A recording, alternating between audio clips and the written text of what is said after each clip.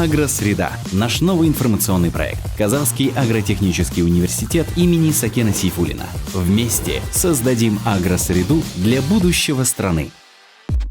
Как только человек разумный вышел на тропу жизни, в его голове возник вопрос, чем он будет питаться и как добывать еду. Менялись эпохи цивилизации, появлялись новые технологии производства. Но неизменным оставалось одно – необходимость в создании оптимальной агросреды. Здравствуйте, это «Агросреда». Меня зовут Зульфия Тимиргалиева. Я веду программу из студии «Казату» Казахского агротехнического университета имени Сакена Сейфуллина. Смотрите в этом выпуске. Уроки сезона. Ответы агронауки. Мы можем увеличить урожай 2 и более раз. Что показывает диагностика семян? Целый, можно сказать, букет заболеваний. Чем грозит Казахстану экспорт скота в живом весе?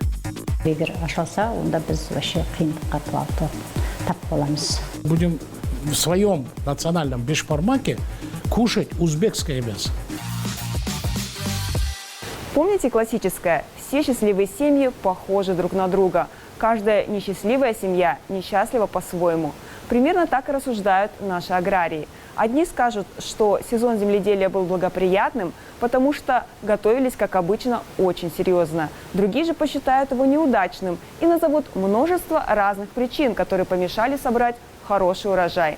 Предлагаю вам оценить прошедший сезон земледелия объективно, глазами ученых-практиков.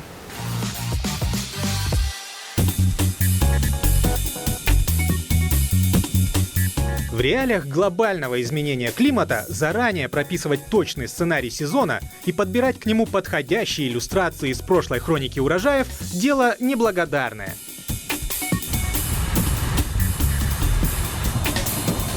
В этом году сценарий сезона в регионах зернового пояса Казахстана менялся несколько раз. Благодаря многоснежной зиме к весне в почве накопилось достаточно влаги. Поэтому во время посевной прогноз на будущий урожай был вполне оптимистичным.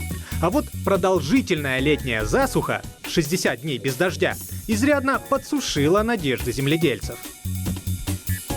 Температура стояла 35, 38, 40 градусов. Несмотря на эти засушливые условия, мы получили урожай более 30 центнеров с гектара. Более 30, задумайтесь. Задуматься над этим заставляют не только экстремальные особенности сезона, но и сравнительные цифры. Средняя урожайность по Акмолинской области составила 11,8 центнера с гектара, почти в 3 раза меньше, чем на полях НПЦ.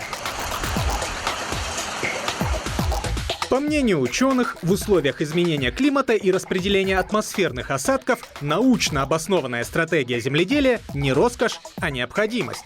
Например, на территории Акмолинской области 4 агроклиматические зоны, и каждая из них, с учетом особенностей почвы, сезонной погоды и выбора сельскохозяйственных культур, требует дифференцированного подхода. Но при этом действует общее правило – соблюдение оптимальных агротехнических приемов. Как агротехнические приемы работают на практике, какой из них больше подходит для той или иной зоны, ученые НПЦ изучили в ходе многолетних опытов, которые проводятся на полевых стационарах. На этом стационаре, где с 1979 года бессменно высевается яровая мягкая пшеница, изучаются возможности ресурсосберегающих технологий. Для наглядности и чистоты эксперимента здесь предусмотрен контрольный участок, с которым можно сравнить преимущества этих технологий. Канат Акшалов начал свою экскурсию с показа урожая, полученного от использования технологии No-Till – системы нулевой обработки почвы. По системе No-Till мы работаем здесь с 2006 года. Даже бессменный посев пшеницы в условиях этого остро засушливого года мы получили урожай на уровне 3 тонн с гектара. No-Till не означает упрощенный отказ от вспашки, рыхления и других видов обработки почвы.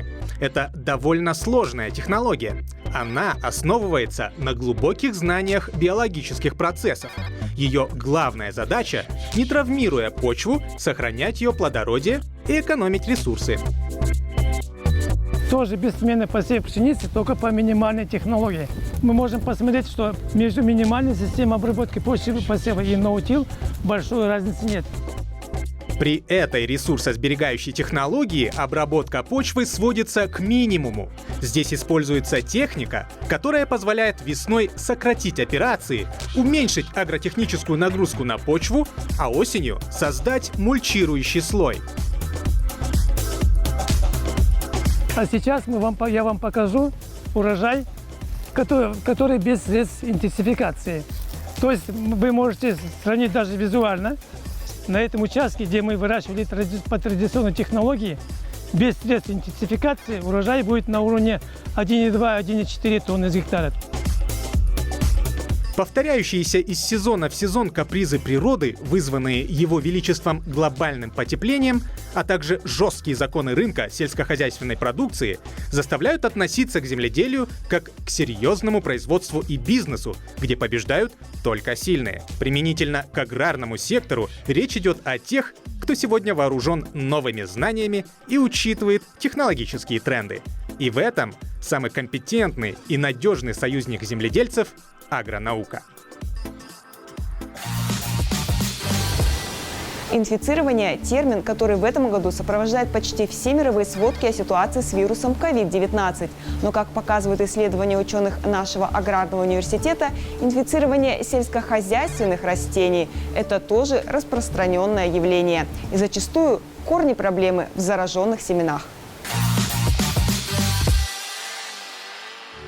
По данным ФАО, продовольственной и сельскохозяйственной организации ООН, 25% от общемирового объема зерна поражены микотоксинами.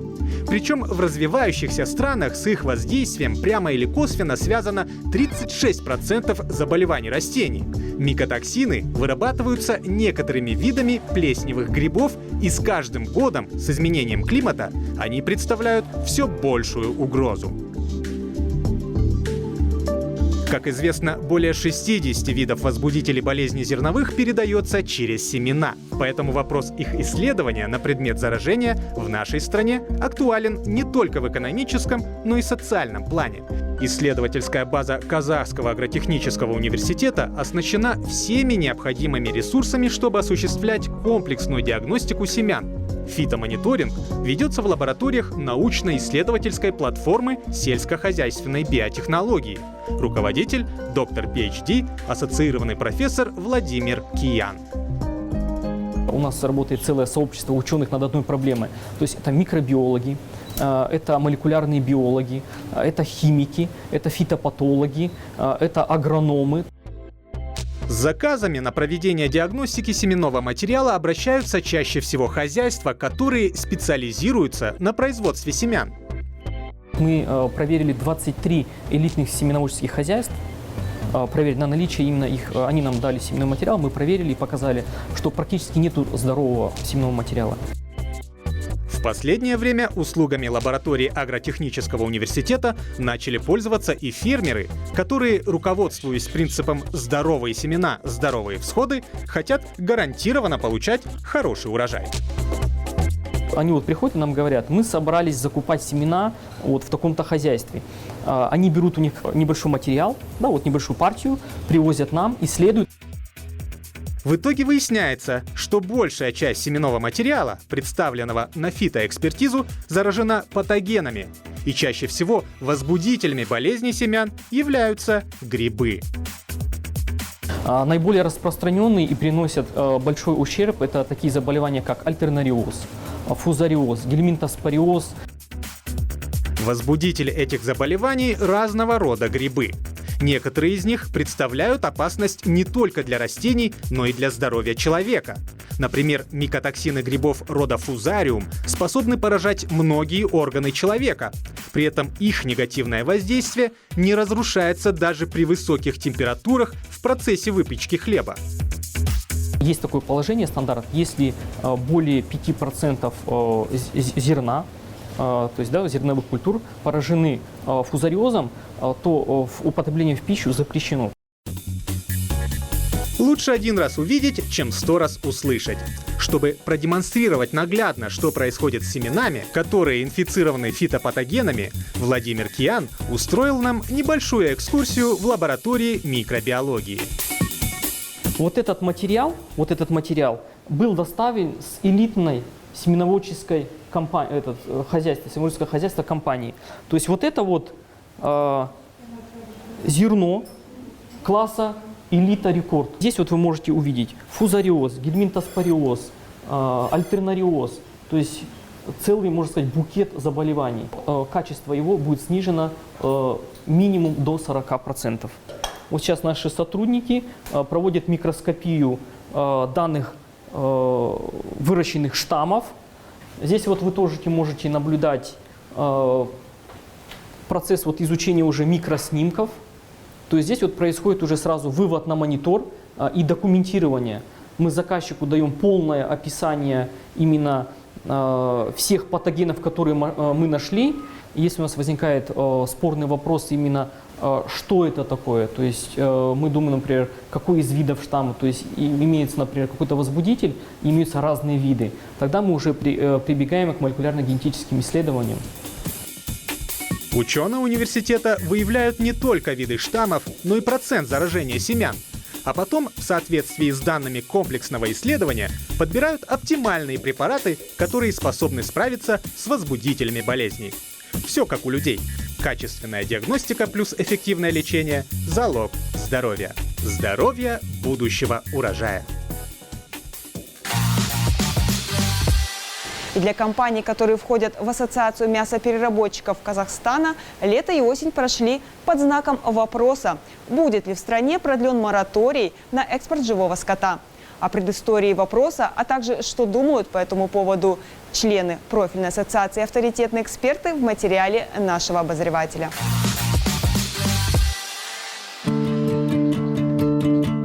Новый мясоперерабатывающий завод компании «Бижан» заработал на территории индустриальной зоны Алматы в начале года. И как только меры карантина в Казахстане были ослаблены, новое предприятие стало объектом внимания прессы.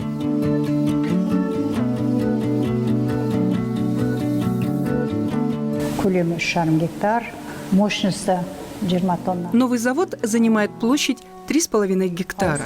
Потенциальная мощность – 20 тонн готовой продукции за смену. Наш проект был осуществлен в рамках программы «Экономика простых вещей». И это предприятие мы строили по европейским стандартам.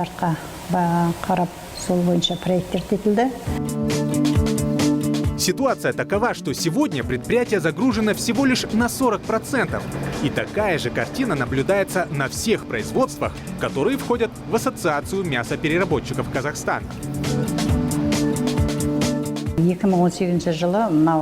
А все началось еще в 2018 году, когда за рубеж ушло в живом весе 38 тысяч голов крупного рогатого скота. В 2019 туда было экспортировано уже в 4 раза больше – 156 тысяч голов. Кроме того, за пределы страны вывезли 240 тысяч голов овец. Больше всего крупного рогатого скота в живом весе было вывезено в Узбекистан – 121 600 голов. Дело в том, что там решили взять быка за рога и нарастить на теле национальной животноводческой отрасли как можно больше мяса, в том числе и за счет воспроизводства стада. Поэтому к нашим соседям уходило в том числе и маточное поголовье. В этом нет ничего удивительного. При таких масштабах, когда счет идет на десятки тысяч, проверить, соответствует ли указанный в документах пол животного действительности, не представляется возможным. И этим пользовались недобросовестные экспортеры. Возникает вопрос, а что произойдет, если мораторий на запрет вывоза скота в живом весе, срок которого истек в сентябре, не будет продлен? И какие гарантии, что география экспорта не расширится? По неофициальной информации, на границе с Казахстаном Китай строит огромный мясокомбинат. Если он заработает, то вопрос развития переработки для нас станет еще острее.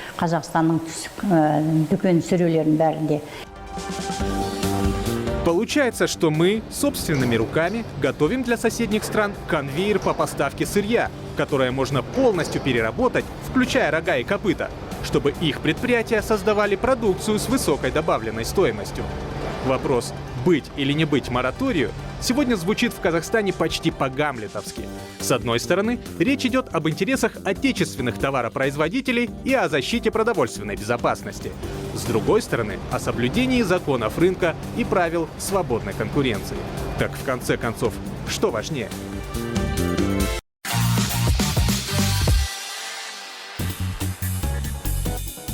Кто защищает экспорт живого скота, это одни и те же лица. Причем какие-то двойные стандарты. Они в 2013-2014 году ратовали прям двумя руками, ногами, там, всем горящими глазами, что в Казахстане, чтобы поднять животноводство, у нас не хватает маточного поголовья, давайте завезем там из Америки, из Австралии, из Аргентины, Бразилии. А теперь говорят, а давайте теперь вывозить этот скот. Так, пардон, кого мы субсидировали? Своих фермеров или узбекских фермеров? По словам Маргарет Тэтчер, денег государственных не бывает, это деньги налогоплательщика. Получается, что мы узбекских фермеров субсидировали из собственного кармана. А почему не продолжать, допустим, наращивать поголовье, из него производить продукцию, и, пожалуйста, если Узбекистану нужны колбаса, нужны мясорастительные консервы, давайте вывозить туда под брендом «Казахстан». И потом те их заявления, что запретом на живой скот ударили по рукам мелких фермеров. Я говорю, ребята, извините. Во-первых, для того, чтобы вывозить за границу, надо иметь лицензию. Здесь казахстанская ветеринарная служба. Во-вторых, надо иметь лицензию той узбекской стороны лицензию.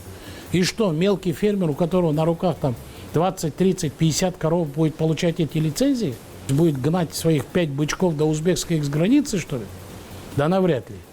Скорее всего, это 7-8 компаний перевалочных, которые скупают весь скот со всего Казахстана и вывозят в Узбекистан.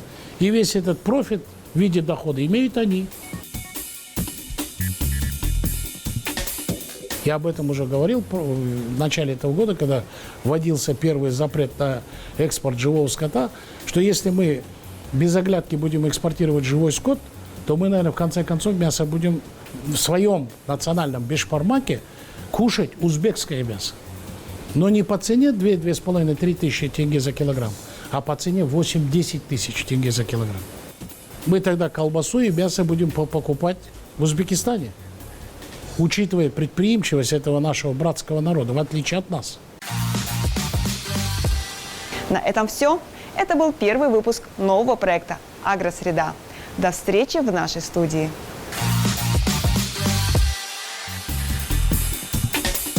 Жазату маған өмірге үлкен жетістікті жолдама берді.